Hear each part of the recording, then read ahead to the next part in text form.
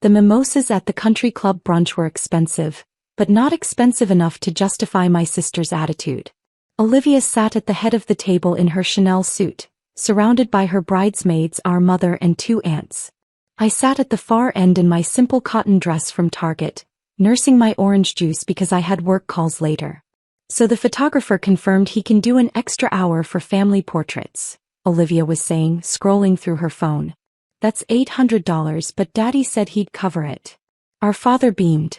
Nothing's too good for my little girl's wedding. I smiled into my orange juice. Olivia was 32. Hardly little. But she'd always been the princess. Harvard-educated, engaged to a corporate lawyer, working as a senior marketing executive at a Fortune 500 company. I was the family disappointment at 28. Emily, you're being so quiet, my mother said, looking down the table at me. Are you sure you're feeling well? You look a bit tired. I'm fine, Mom. Just listening. Are you still working at that event planning place? Aunt Margaret asked with poorly concealed pity. What was it called again? Thompson Event Design, I said. Right, she nodded sympathetically. And they have you doing, what exactly? Coordinating events, I said simply. Olivia's maid of honor, Brittany, whispered something to her. Olivia glanced at me and nodded. My stomach tightened. I knew that look. Actually, Emily, we need to discuss something. Olivia set down her mimosa with the air of someone about to deliver bad news for my own good. About the wedding. Okay, I said carefully. We've been looking at the photos from the engagement party, she continued. And well, there's no easy way to say this. You don't really fit the aesthetic we're going for. The table went quiet. Mom looked uncomfortable but said nothing. The aesthetic? I repeated. The wedding is very upscale, Brittany jumped in. Olivia and Marcus have invested over $200,000 to make it perfect. The Carlton Estate, designer florals, a Michelin star chef. Everyone needs to look the part. We can't have you ruining our photos, Olivia said, her voice taking on that edge she used when she wanted to sound sympathetic but firm. You understand, right? It's not personal. It's just that your situation doesn't match the elegance we're trying to achieve. The whole table agreed I'd make them look bad. My mother nodded reluctantly. Aunt Margaret murmured something about understanding the vision. Even my cousin Sarah, who I'd helped move apartments last year, wouldn't meet my eyes. Pie situation? I asked quietly. Your clothes, your hair, your general presentation, Olivia gestured vaguely at me. You always look so worn out. Like you can't afford better. And at a wedding this high-end, we need everyone to look polished. I could buy a new dress, I offered, already knowing where this was going. It's not just the dress, Olivia sighed. It's everything. The way you carry yourself. You work in event planning but you look like you can't even plan your own wardrobe. Marcus's family is very prominent. His mother is already concerned about our side of the family looking appropriate. So you're uninviting me, I stated. We're asking you to sit this one out, my mother said gently. Just the ceremony and reception. You can still come to the rehearsal dinner if you'd like. Something smaller, more casual. More hidden, I corrected. Olivia's face hardened. Don't be dramatic. We're trying to be kind about this. Some siblings wouldn't even invite you to the rehearsal dinner. My phone rang. Perfect timing. My phone rang with the ringtone I'd set for my executive team. Vivaldi's Spring, distinctive and professional. I glanced at the screen. Caroline Martinez, my executive assistant and the best event coordinator in the state. I should take this, I said. Work call. Can't it wait? Olivia frowned. We're in the middle of. I answered. Hi Caroline. Ms. Thompson, the Carlton Estate is confirming your sister's wedding cancellation? Caroline's voice was crisp and professional. She knew exactly what she was doing. We discussed this possibility last week when she told me about booking a wedding for an Olivia Thompson at the Carlton Estate. Small world. Smaller than Olivia realized. I put it on speaker, setting the phone on the table. What cancellation? I asked clearly, watching my sister's face. The Thompson-Whitmore wedding scheduled for June 15th, Caroline continued. The bride called our office yesterday requesting to move the ceremony to the Grand Belmont instead. However, the contract clearly states that venue changes require the estate owner's approval. Since you own the Carlton estate, I need your signature to release them from the contract. Sister's face went white. The color drained from her perfectly made-up cheeks like someone had pulled a plug. What? Olivia's voice came out as a whisper. Oh, and the bride was quite rude to our coordinator, Jennifer, Caroline added. She called her incompetent, and said our venue was acceptable but not prestigious enough. Should I add her to our difficult client list? The Carlton estate, I said slowly, is the venue my sister is using for her wedding. This call is about her. Pause. Then Caroline's voice, warm with understanding. Oh, I see. Would you like me to call back Miss Thompson? No, this is fine. But let me clarify. My sister didn't call to change venues. And Jennifer is one of our best coordinators. There must be a misunderstanding. Actually, Olivia found her voice, though it shook. I did call. But I didn't know. Emily, what is she talking about? You own the Carlton estate. I picked up my phone, taking it off speaker. Caroline, I'll call you back in 10 minutes. Of course, Ms. Thompson. For the record, the wedding is beautiful. Jennifer has done excellent work despite the bride's particular requirements. I hung up and looked at my sister's white face, at my mother's shocked expression, at the table full of women who just agreed I wasn't good enough for a family wedding. Jennifer Harris, I said calmly, is the venue coordinator at the Carlton estate. She reports to Caroline Martinez, my executive assistant. Caroline reports to me. I own Thompson Event Design, not work at OWN. We're the largest luxury event company on the East Coast. The Carlton estate is one of 12 premium venues in our portfolio. 12 venues, my mother breathed. The Carlton estate alone is worth $18 million, I continued. We host about 80 weddings a year there, plus corporate events, galas and private parties. Your wedding, Olivia, is one of 3 happening that weekend. Olivia grabbed her phone, fingers shaking as she scrolled. The contract I signed, it said Carlton Estate Management LLC. Pie Company, I confirmed. We manage all our properties through LLCs for liability purposes. It's standard business practice. Aunt Margaret leaned forward. You're saying you own the venue where Olivia is getting married? I'm saying I own the company that owns the venue, yes. Thompson Event Design. We've been in business for 6 years. Last year's revenue was $47 million. We employ 230 people full-time and another 500 contractors during peak season. Brittany made a strangled sound. But you look like I can't afford better? I finished for her. I dress simply because I spend 12 hours a day running a business. I don't need designer labels to prove anything. I need comfortable clothes that let me move between a construction site for our new venue in the morning and a black tie gala in the evening. Olivia's hands trembled as she set down her phone. Jennifer, your coordinator. She's been planning my wedding for 8 months. Yes, she's excellent at her job. One of our best. I called her incompetent yesterday, Olivia whispered. She suggested orchids instead of peonies for the centerpieces because peonies won't be in season.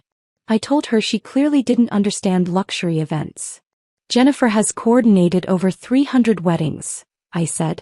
She was trying to save you money and ensure your flowers would be fresh. Peonies in June would cost you an additional $15,000 and likely arrive wilted. My mother found her voice. Emily, why didn't you tell us? I tried, I said. 6 years ago when I started the company. You told me event planning was frivolous and I should get a real job, like Olivia's marketing position. When I bought the Carlton estate 3 years ago, I invited you to the opening gala. You said you were too busy with Olivia's promotion party. The silence at the table was deafening. Every Sunday dinner, I continued, I listened to you praise Olivia's accomplishments, her salary, her title, her engagement to Marcus. When I tried to share my successes, you'd change the subject or make dismissive comments about party planning. Eventually I stopped trying. Dad appeared at the table late as always, carrying his golf clubs. Sorry, traffic from the course was terrible. What did I miss? Emily owns the Carlton estate, Mom said faintly. Dad laughed. Good one. Emily, you had me going for a second. He looked around at the serious faces. Wait, what?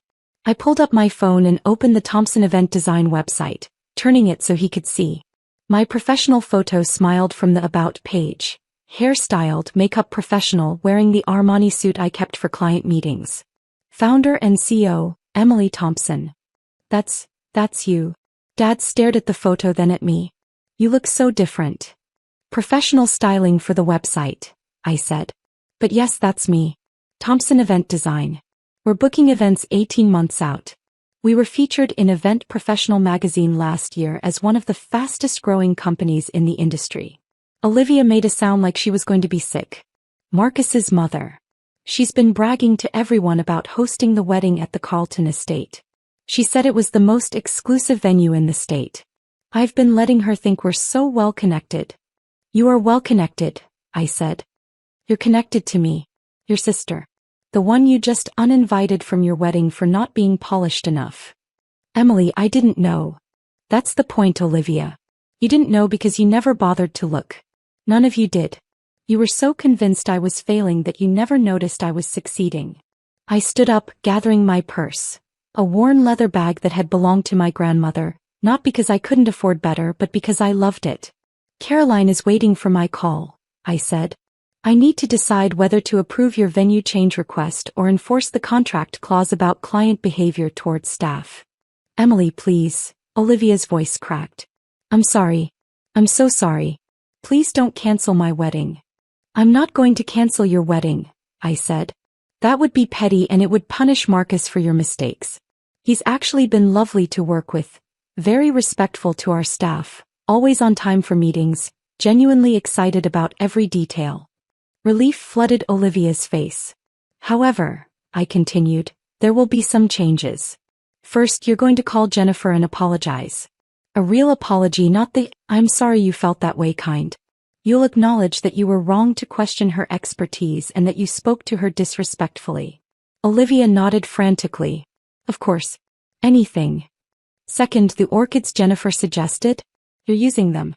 She's the professional and you're going to trust her expertise. Same goes for every other suggestion she's made that you've overruled because you thought you knew better. Jennifer has coordinated over 300 weddings. You're planning your first. Listen to her. Hey. Yes. Whatever she thinks is best. Third, I want a formal written apology to every single staff member you've been rude to over the past 8 months. I've read the incident reports, Olivia. You've made 3 coordinators cry, you've accused 2 florists of incompetence, and you told our pastry chef that his cake samples tasted mediocre. That same pastry chef has won international awards. Olivia's face went red. I was just trying to make everything perfect. You were being a nightmare client, I interrupted. There's a difference between having high standards and treating people like they're beneath you. Our staff are professionals who take pride in their work. They deserve respect. I'll apologize to everyone, Olivia whispered. I promise. Fourth, I looked around the table. Everyone who just agreed I wasn't good enough to attend this wedding owes me an apology. Not now. I don't want fake apologies born from embarrassment. Take time to think about it. Think about how quickly you agreed to exclude me, how easily you accepted that I was an embarrassment. Then if you genuinely feel sorry, you can tell me. Mom's eyes filled with tears. Emily, sweetheart. I'll attend your wedding, Olivia, I said. Not because you're allowing me to, but because Marcus invited me personally last month. He contacted Thompson Event Design to ask if we could arrange a surprise for you, a string quartet during dinner. When he realized I was your sister, he insisted I attend as family, not just as the venue owner. He's a good man. Better than you deserve right now, honestly.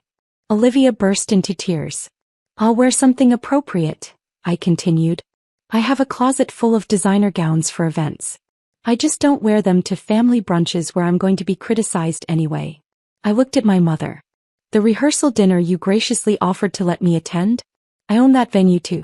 The Harbor Club. We're hosting it at cost as a family gift. You might want to be nicer to the staff there as well. Mom covered her mouth with her hand. One more thing, I said, pulling out my business card and sliding it across to Olivia. Jennifer mentioned you've been having trouble with your caterer. Something about them not being able to handle the menu you want? Olivia nodded miserably. Call the number on that card. Ask for Chef Marcel. He's our executive chef and he's won James Beard Awards. Tell him I sent you. He'll handle your menu personally at the same price you're paying your current caterer. Consider it a wedding gift from your embarrassing sister. I walked away from the table, leaving behind shocked silence and the ruins of their assumptions. My phone rang again as I reached my car. Caroline. How did it go? She asked. About as well as expected, I said. Don't cancel the wedding. But do flag Olivia Thompson's file. If she's rude to staff again, I want to know immediately. Understood. Also, the mayor's office called. They want to discuss hosting the governor's inauguration ball at the Carlton estate in January. Should I send them the premium package information? I smiled, starting my car, a practical Toyota that I drove because I'd rather invest in properties than vehicles. Send them the presidential package. If they're bringing the governor, we'll do it right. Will do, boss. And Emily? For what it's worth, I looked up your sister's wedding file. Based on her behavior, I would have uninvited her from any event I was running. I laughed. Thanks, Caroline. I'll be in the office in 20 minutes. We have the Grayson anniversary party to finalize. As I drove away from the country club, I caught sight of my reflection in the rearview mirror. Same worn-out Emily in her Target dress. But now my family knew what I'd always known. The clothes don't make the success. The work does. My phone buzzed with a text from Marcus. Olivia just called me crying. Did something happen at brunch? I typed back. Just a little family misunderstanding. All sorted now. See you at the venue walkthrough Tuesday. He responded immediately, looking forward to it. And thank you for the string quartet idea. She's going to love it. At least one member of Olivia's wedding party had manners. That was something. I pulled into the parking lot of Thompson Event Design headquarters, a restored Victorian mansion that served as our main office. My name was on a plaque by the door, small and understated, just like I preferred. Inside, my team was already working on next month's events. Caroline handed me a coffee as I walked in. Your sister's file is flagged, she confirmed. Also, Jennifer wants to thank you. Apparently, she just received a very emotional apology call. Good, I said. Now let's talk about the governor's ball. I'm thinking we use the ballroom and the sculpture garden. And just like that, I was back to work, building my empire one event at a time. Whether my family noticed or not,